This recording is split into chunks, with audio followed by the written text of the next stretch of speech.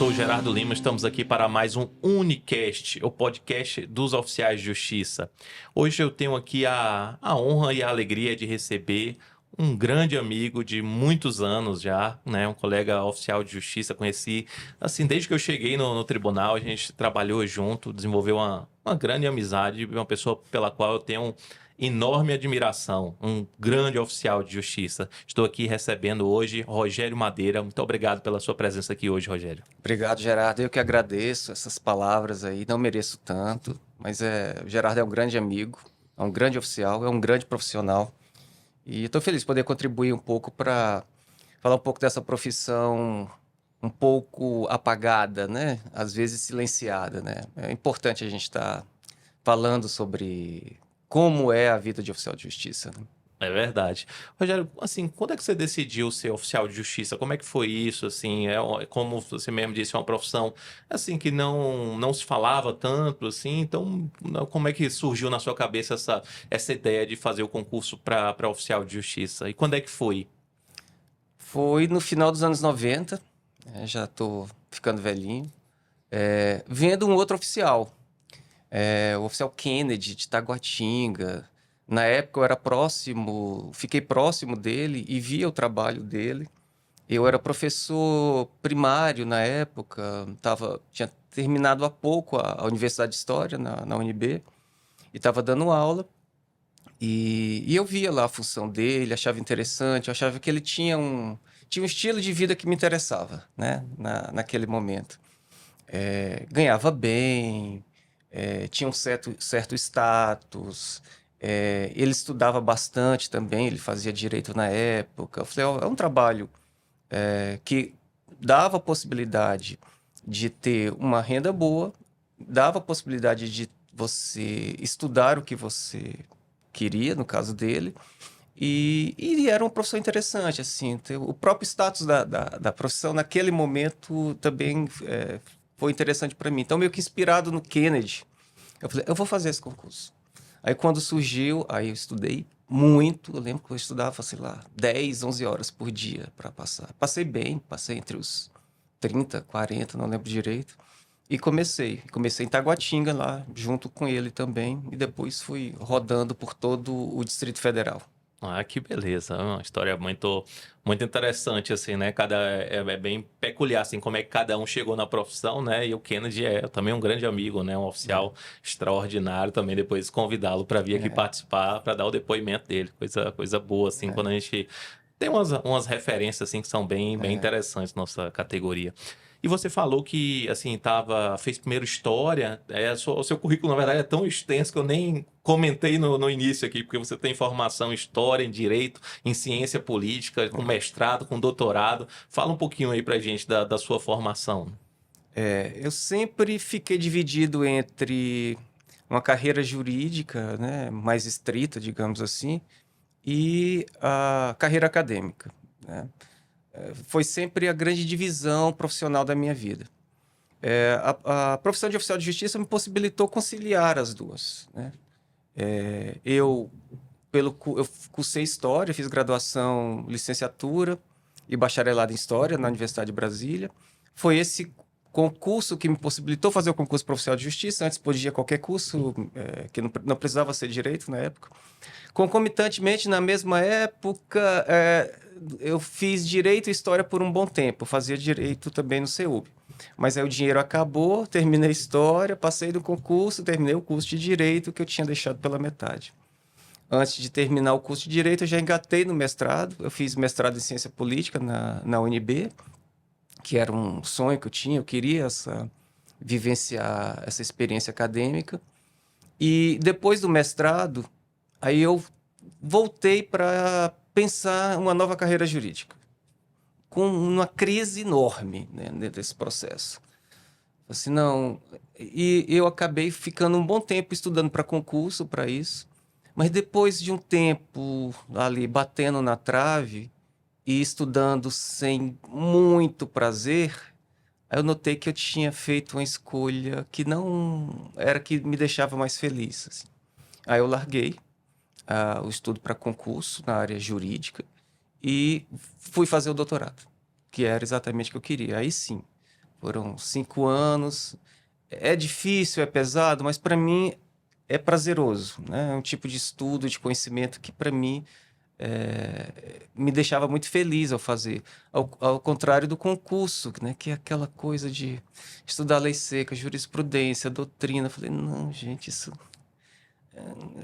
isso é pouco inteligente.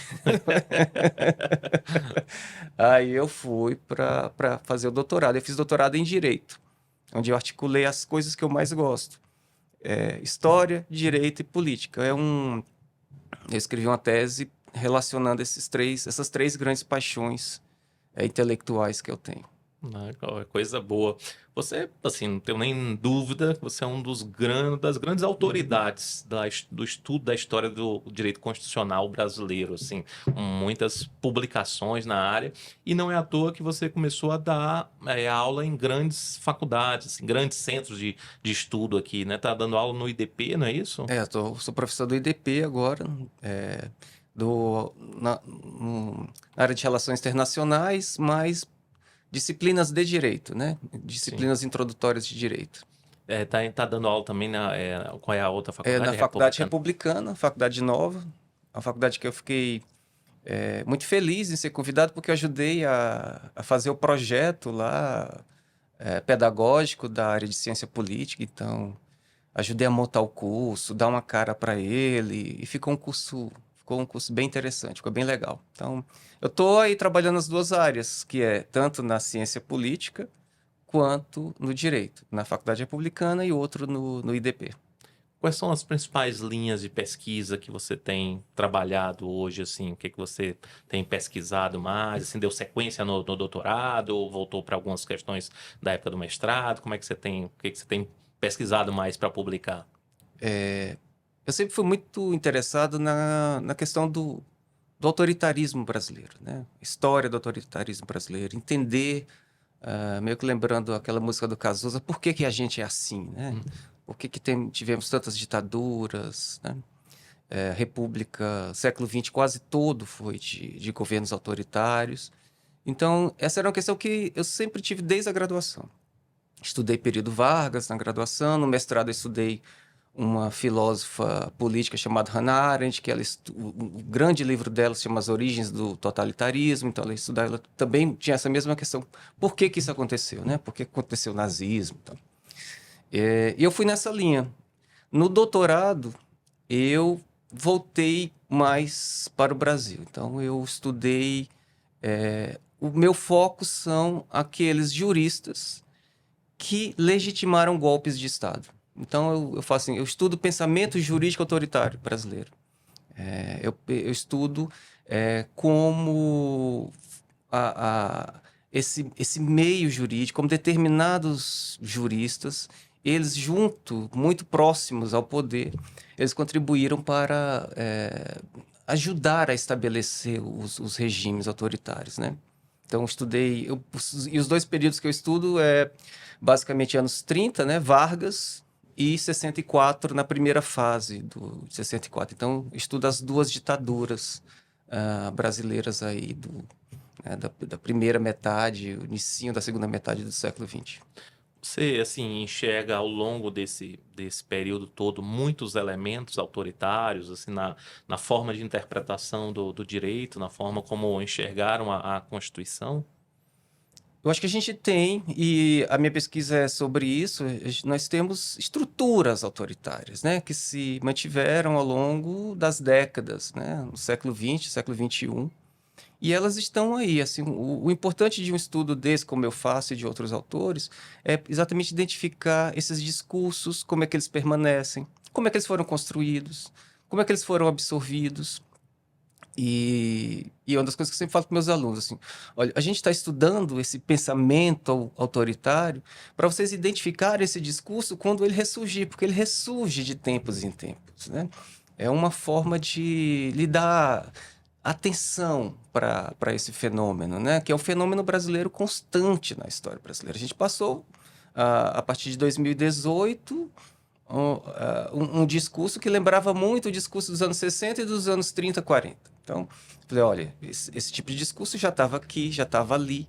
Então, vamos ter cuidado com esse tipo de discurso, né? Se nós queremos desenvolver pelo menos uma sociedade democrática. Mas as permanências estão, né? O risco de um retorno autoritário, um risco à democracia, ele é constante. Os estudos meus e de pessoas que estão ligadas em pensar o autoritarismo brasileiro em sua perspectiva jurídica, eles são importantes para nos deixar atentos, né? Chamar a atenção, né? De que nada está ganho. A democracia é um processo constante e ela é muito frágil, ela precisa de muitos cuidados para ela não perecer. Nesse caso, o direito vem sendo utilizado e foi durante muito tempo como um instrumento de dominação pelos grupos que estão no poder em determinado momento? Eu acho que o direito sempre foi isso, né? O direito, ele nasce, o direito moderno, como a gente concebe, ele nasce de uma ordem liberal, ele é exatamente para poder proteger o capital, tanto do Estado quanto também de outros grupos, né, de grupos sociais que poderiam, de alguma forma, interferir naquele processo de acumulação. Esse direito mais social que a gente conhece, né, esse direito que tenta olhar e diminuir um pouco as iniquidades, ele é muito recente. Isso é uma coisa pós-45 no mundo e no Brasil pós-88, né? Então, essa abertura para a sociedade, para a diversidade, para grupos subalternos ou subalternizados, né? Isso no Brasil é muito recente, né? É de 88 para cá. Então, esse é o grande mérito da Constituição brasileira, assim, da Constituição de 88, ela abrir uma possibilidade de democratização do direito brasileiro que até então não havia. Mas isso não só no Brasil, isso no mundo, né? O mundo rico pós-45, mas com muitos problemas. Sabe? Pensar que os Estados Unidos, até 67, 68, na década de 60, vivia sob apartheid. Né? A população negra eram cidadãos de segunda e terceira categoria que viviam sendo linchados em praça pública, como era nos Estados Unidos. Né? A grande democracia do século XX. Né? Direito das mulheres, aqui no Brasil a gente pensa direito indígena, a questão racial brasileira, que é estruturante, né, de nossa sociedade, isso tudo é muito recente, né, em termos do direito, de fato, começar a olhar e proteger e abarcar e absorver as demandas desse grande contingente da população.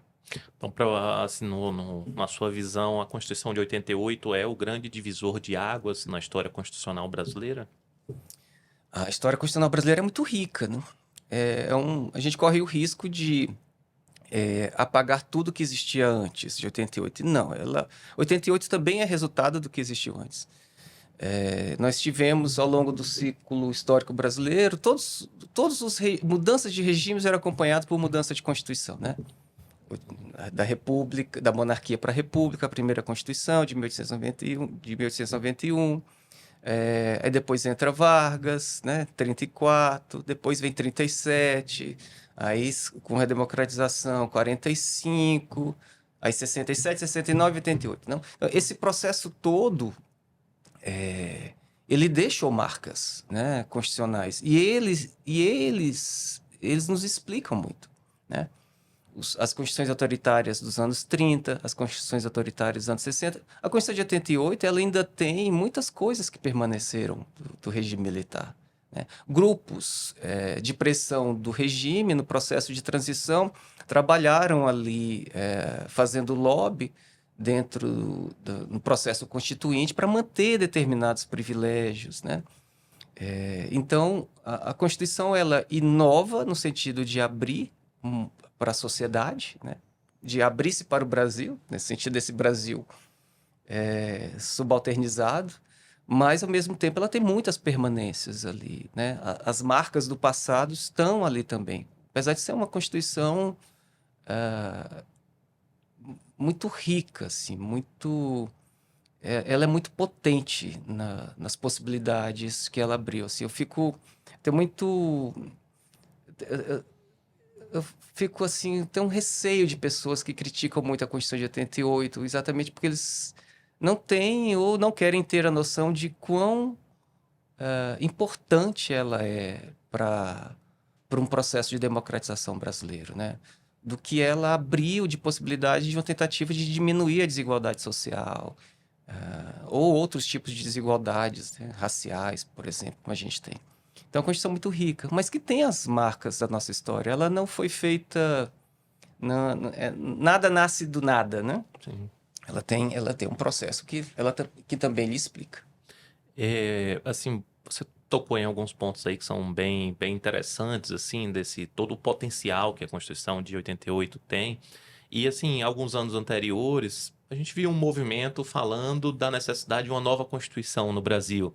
Eu não sei qual é a sua visão, mas eu fiquei extremamente preocupado, né? Exatamente dentro dessa perspectiva de, pô, mas a Constituição de 88 ainda tem um potencial enorme, ela nem foi efetivada em Uhum. tudo que ela pode fazer, né, dentro desse processo de oxigenação, de realmente de ser uma Constituição que tem a pretensão de oferecer direitos para toda a população, né? Então, 200 milhões de brasileiros. Então, até Uhum. chegar ao direito em toda essa população que você colocou muito bem aí, que é uma população que foi subalternizada durante, né, toda a história brasileira. Então, eu fiquei preocupado com aquele movimento, me parece até que arrefeceu um pouco, mas eu fico no receio de que aquela ideia seja retomada e surja uma outra Constituição pior do que a de 88, né?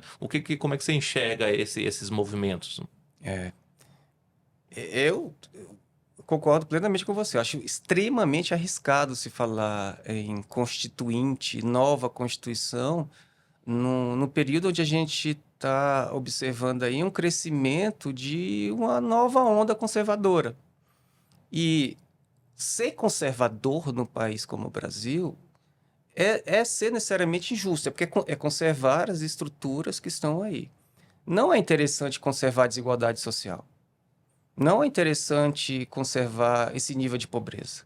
Não é interessante conservar estruturas jurídicas que permitem violência do Estado sem punição. Então,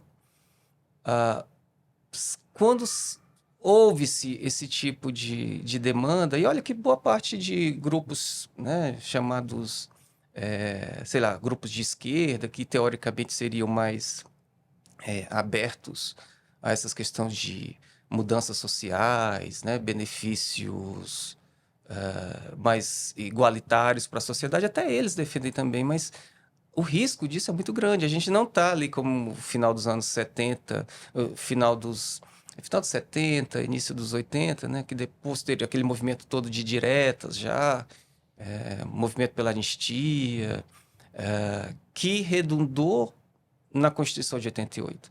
Ali você tinha uma onda progressista, no sentido de vamos abrir o progresso dessa sociedade que está muito atrasada, fechada, violenta, desigual.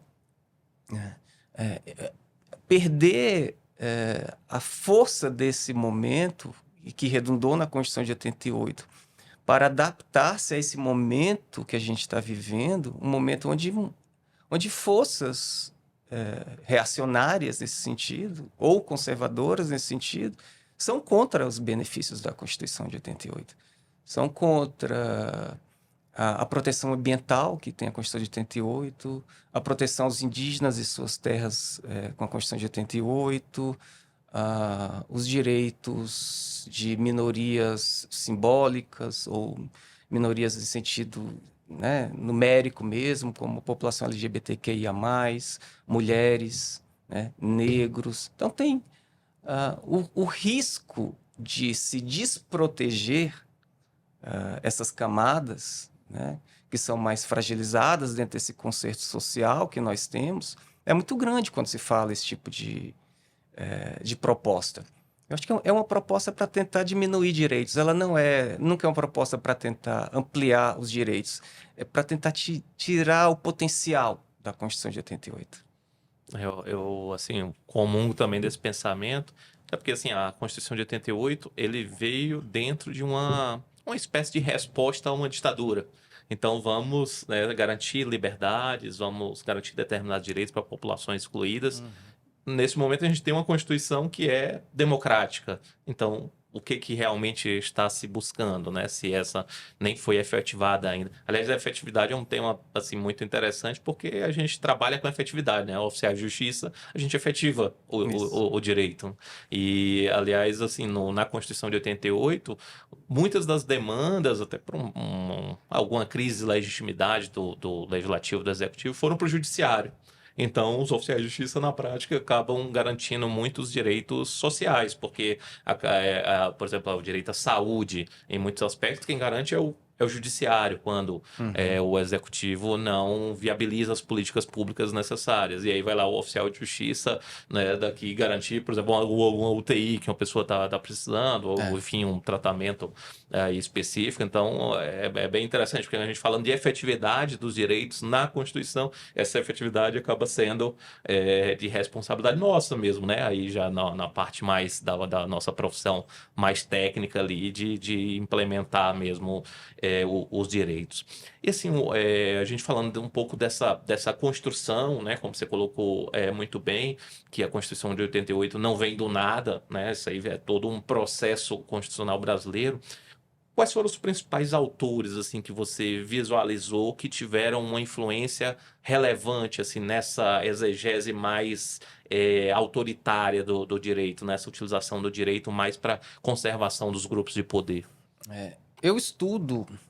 Tento estabelecer uma relação entre pensamento social brasileiro e direito, né?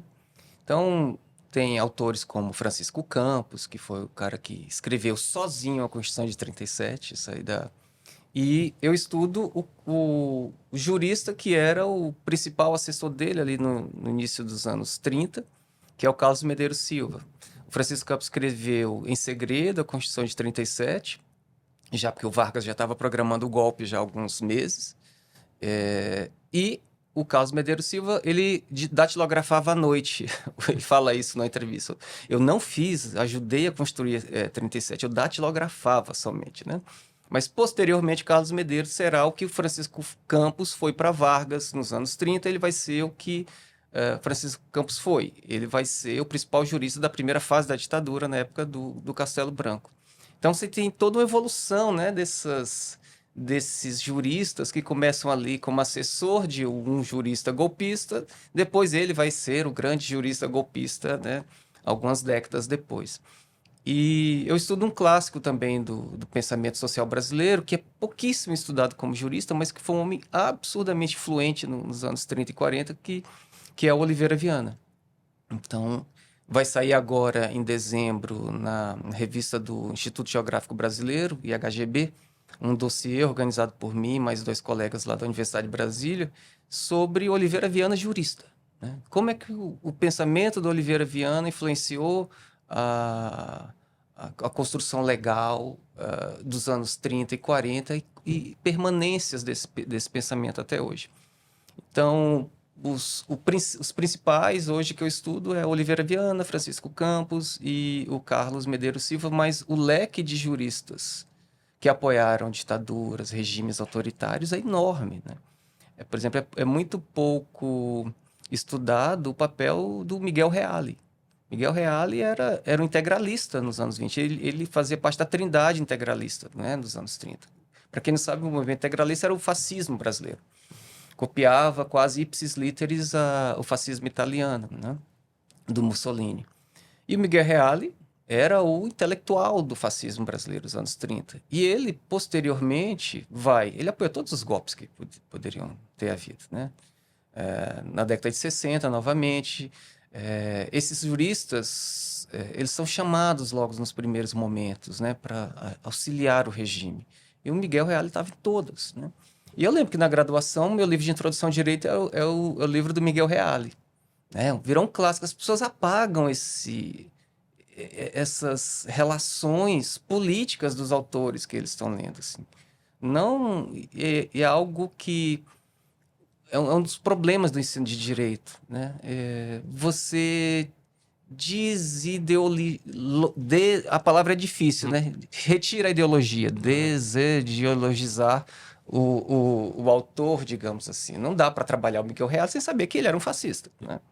Não dá para trabalhar com o Francisco Campos sabendo que ele era o principal jurista dos golpes de 30 e de 64. Não dá para trabalhar, enfim, vários outros, né? Tem tantos. E acho que o papel da gente na academia é exatamente desvelar ou revelar, né? Mostrar o papel de juristas que estão aí, ficaram consagrados, mostrando o que tem por trás disso daí. O que, é que tem por trás dessa doutrina, né? Qual a política que tem por trás? Que tipo de sociedade esses homens pensavam e eles trabalharam por meio de suas obras para construir, né? E muitos estão aí. Engraçado que tem um estudo que mostra as citações nos votos dos ministros do Supremo. Francisco Campos está ali entre os 10 mais citados, né? Então, é perigoso isso, né? Como ministros da Suprema Corte, ainda tem como referência um jurista declaradamente, marcadamente, que contribuiu para regime antidemocrático, né? É um dos problemas que a gente identifica aí nesse processo de argumentação jurídica, né? É uma falta de cuidado ou um desconhecimento histórico grande que os juristas têm em relação à sua própria história. A história do direito brasileiro é pouquíssimo conhecida.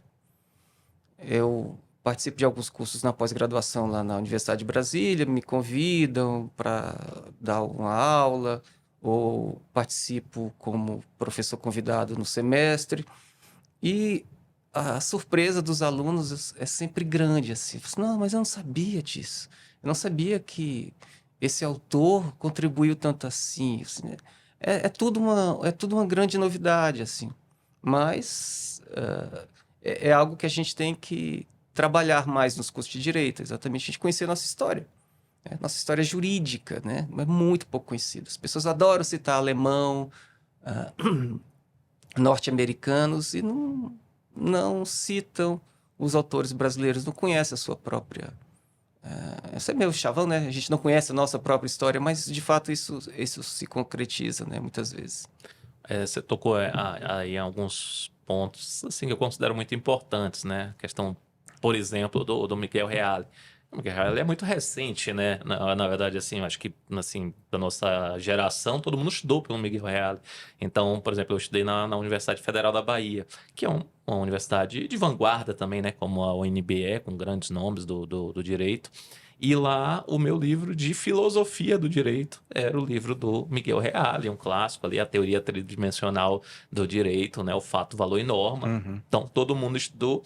E, assim, por que, né? A gente está estudando por um autor que todos sabiam que era um autor, assim, autoritário. Aliás, o Miguel Reale é o pai do Código Civil, né, de 2002. Enfim, você vê o tamanho da influência, né, da pessoa, sem que ninguém aprofunde vários pontos, porque, assim, ideologia todo mundo tem. Então, vamos tentar verificar o que tem de elementos ideológicos. Claro, né, tecnicamente muito bom, mas eventualmente algumas questões ali podem servir para emplacar uma ideologia que a pessoa acredite. E o outro ponto que você levantou, que é muito interessante, é que, assim, parece que no Brasil hoje quase só se estuda por manuais, né? A gente vê o pessoal aí, assim, estudando, só falta ver o livro desenhado, né? Porque é um manual esquematizado com desenho, daqui a pouco vai ser o livro de memes jurídicos, né? Para a pessoa aprender na faculdade. E aí fica uma pobreza teórica que perde essas informações, que são informações essenciais para a construção de um país.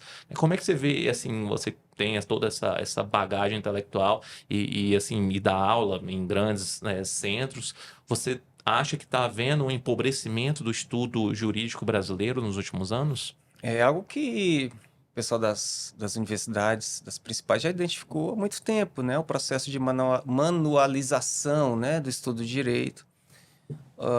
Essa manualização está muito ligada também à forma como os concursos jurídicos foram construídos nos últimos tempos, desde a Constituição de 88, né?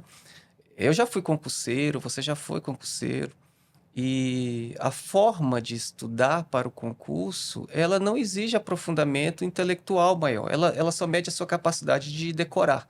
É uma grande quantidade de informação. Então, você decora código, você decora lei, você decora jurisprudência, você não reflete muito sobre aquilo, né? Talvez uma terceira fase há uma necessidade de uma discussão né, conceitual sobre aquilo que está sendo exigido, mas você tem concomitante a estruturação dos concursos por meio simplesmente da capacidade de decorar do candidato. E isso vai se refletir nas faculdades que querem pregar para o aluno a possibilidade dele desse sucesso jurídico, de repetir o cargo, né, daquela pessoa, e vai repetir o processo de estudo dela.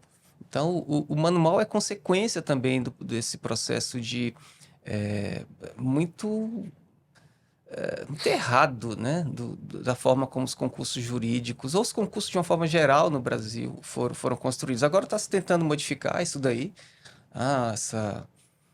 propostas novas vindas do governo federal, o CNJ também está bem atento quanto a essa questão, né? Você pega juízes muito despreparados intelectualmente, assim, e muito pouco sensíveis à sociedade que os cerca, né?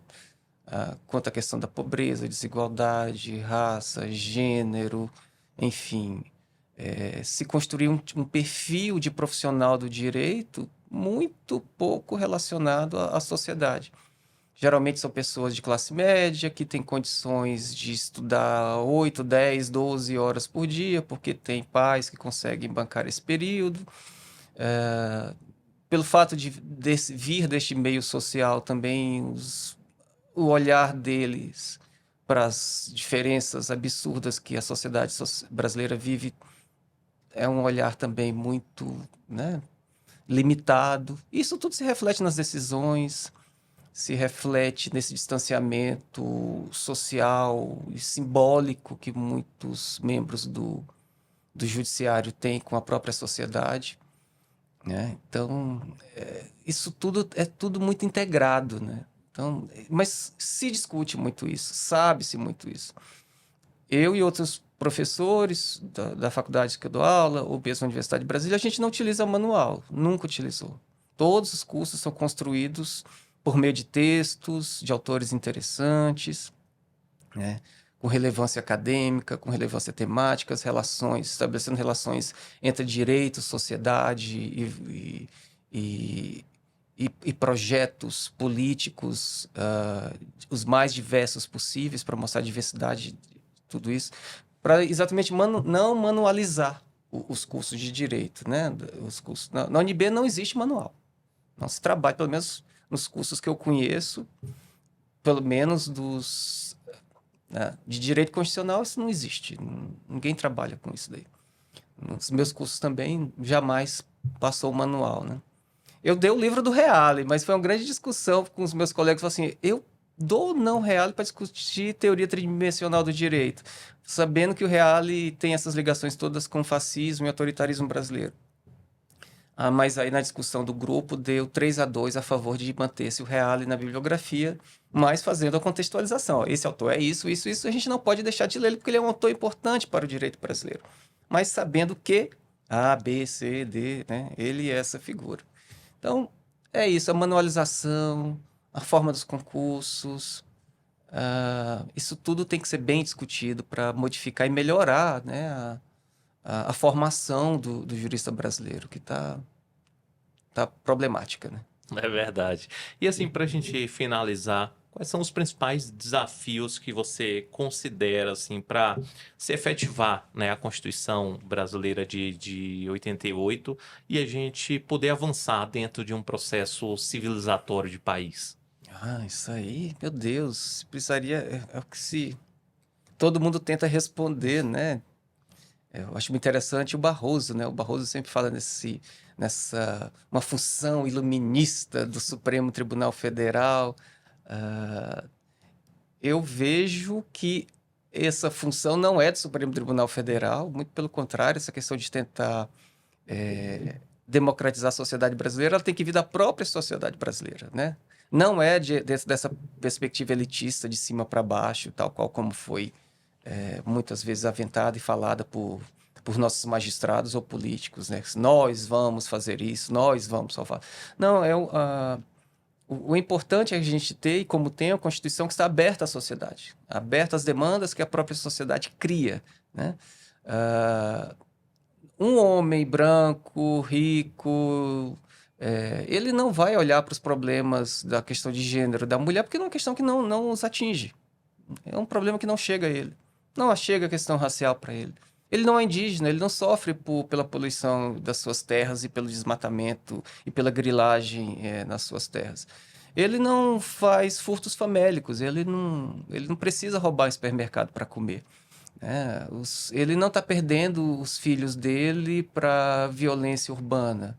Ele não está sendo morto pela violência policial, pela violência urbana. Então, essas questões todas, que são os nossos problemas, elas têm que vir e têm que ser problematizadas pela própria sociedade. A Constituição garante, então, que você manifeste. Essas pessoas têm a condição de se mostrar ao mundo, de se manifestar. E o sistema tem que estar aberto a essas demandas. O sistema tem que discutir essas demandas que são feitas pela própria sociedade. Essa função iluminista ela não deve vir do magistrado, ou de um, ou dois, ou de determinado grupo. Essa função iluminista, quem tem que se iluminar a si é a própria sociedade. E a função da Constituição é garantir que os canais para isso sempre estejam abertos. Acho que essa é por aí que a gente tem que ir. Que maravilha. Rogério, muito obrigado pela aula que você deu aqui hoje, né? Por essa grande contribuição para toda a nossa audiência, né? Posso dizer com toda a convicção, tenho muito orgulho de ter oficiais de justiça com a sua bagagem intelectual que engrandecem não só a nossa função, mas engrandecem todo o país, a construção do pensamento jurídico brasileiro. Muito obrigado por você ter vindo aqui para o nosso Unicast. Eu que agradeço, foi uma honra estar aqui, poder contribuir, né, mostrar para os colegas da gente que tem a nossa função possibilita muitas coisas, e uma delas, inclusive, é estudar, estudar bastante, tentar nos compreender por meio do estudo, é uma função muito digna, muito valorosa, muito rica, e que nos possibilita muitas coisas. Eu que agradeço a oportunidade. Obrigado. Obrigado. É isso aí, pessoal. Hoje conversamos aqui com Rogério Madeira, oficial de justiça do TJDFT já há muitos anos e professor doutor pela UNB, hoje dando aula também no IDP, um dos grandes centros jurídicos do país. Muito obrigado a todos pela audiência. Tenho certeza que todos gostaram. Um forte abraço. Até a próxima.